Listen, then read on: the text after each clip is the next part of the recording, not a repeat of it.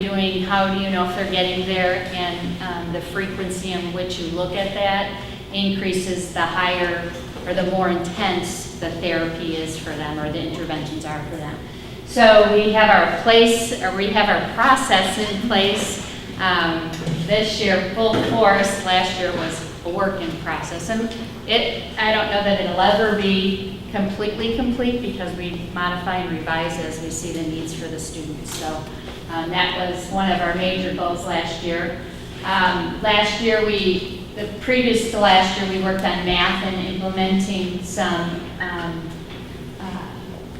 tech resources for those standards. Last year was reading, so if you go onto the website and go onto Westfield's site, you'll see a variety of tech resources available for the kids to use. We found in the last 3-4 years that technology is making a big difference for the kids in terms of their engagement and enjoyment in learning. And so if we can find a way for them to use technology in order to learn, it certainly is a bright spot for them. They really enjoy it as well. We saw a number of the video pictures of kids using the technology already. Also along with that was our reading and math, math and writing curriculum. 3 years ago we had implemented a writing curriculum, so we wanted to kind of keep tabs on that, take a look at that, as well as our math curriculum. Last year we piloted the revised everyday math version, the newest version. It's actually the Common Core standard version.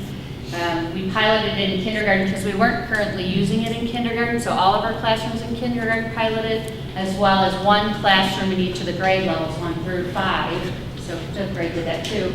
And we found with the piloting classes, in each grade level, 1 through 5, performed better than all the classes that did not use the revised curriculum. So we've been studying, examining not just everyday math, but other math series, and then felt strongly that that adopting that we came in at a good time too, because quite a bit of it, because we had piloted it, came free to us in terms of the materials for it. So we were kind of in the right spot at the right time, doing it at the right time. We lucked out in that manner. The writing curriculum, we continue to take a look at that. We still need, after reviewing the year, we still need a critique of the student work on a routine basis. So really looking at student work and examining whether they're meeting what we want them to be at each one of the grade levels and consistently within the grade levels. So, and the last goal, school improvement goal was to develop and administer the assessments for power standards. We had it already in reading, math, and language arts for our students, but we didn't have the assessments either developed or administered in the specials area, so we did that in the specials area last year. Tag? Can I ask one question? You said that everyday math is revised. Can you say how it was revised? What did they revise about it? How was it different? A variety of things. When I said it was the Common Core edition, so they looked at the it was aligned to the Illinois Learning Standards prior to this, and now it's aligned to the Common Core Standards, which is nationally based. So that was one of the biggest revisions. So was the content revised? Sure. Or just Yeah. Well, actually, a variety. Standards revised. I mean, the technology piece was to tell you how many different areas it was revised. I couldn't do that at the top of my tongue and tell you that, but they did procedurally work, bring it more towards drill and practice. Is that? No. And when I say alignment to the Common Core standards, our Illinois Learning Standards are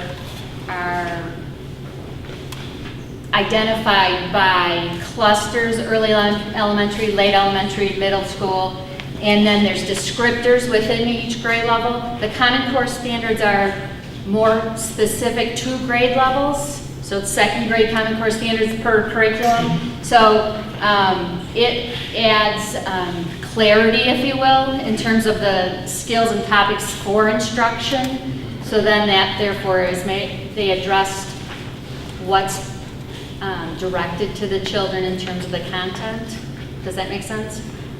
Yeah, it sounds like you just made it more standardized across the state, is it?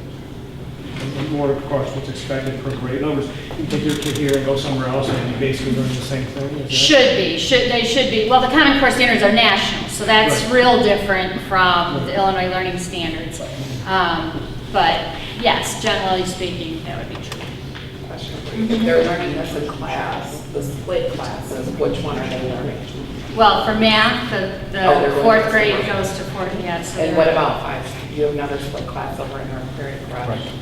Yeah, in that case, the majority of the kids, well, all the sixth graders take sixth grade math curriculum.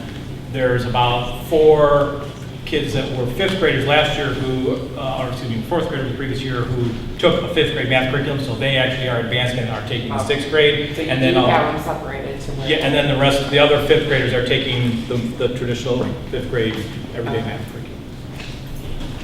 Can we plug it in? Just, yeah, Coach Lab should Here. do it, there you go. So same thing as Pat just discussed, that we also had improvement goals here in North Prairie, and just kind of going through those, create assessments directly aligned to each power standard descriptor.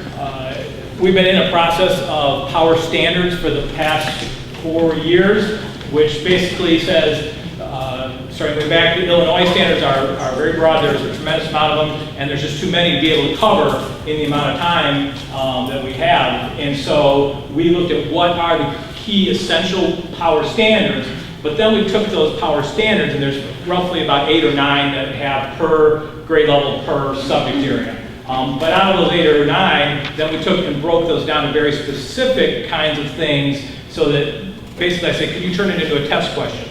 And those are what we call descriptors, and there's as many as 50 descriptors at some of the grade levels for some of the subjects. So our language arts and our math, for instance, have somewhere in the neighborhood of 40 to 50 descriptors, depending on what grade level and subject area you're looking at. So for each of those descriptors, then, we're asking the teachers, how do you know that the kid is capable of doing that particular thing, and creating an assessment for it.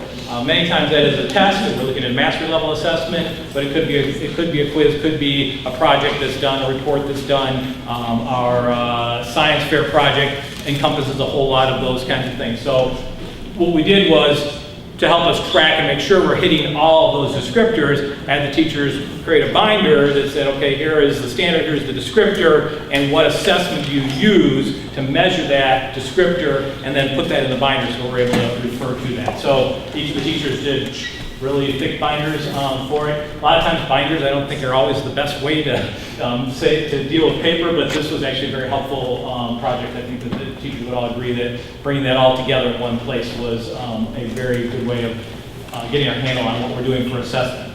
Then tracking the student mastery. So once we have developed the assessment, then the question is, how do I know that each kid also got that item?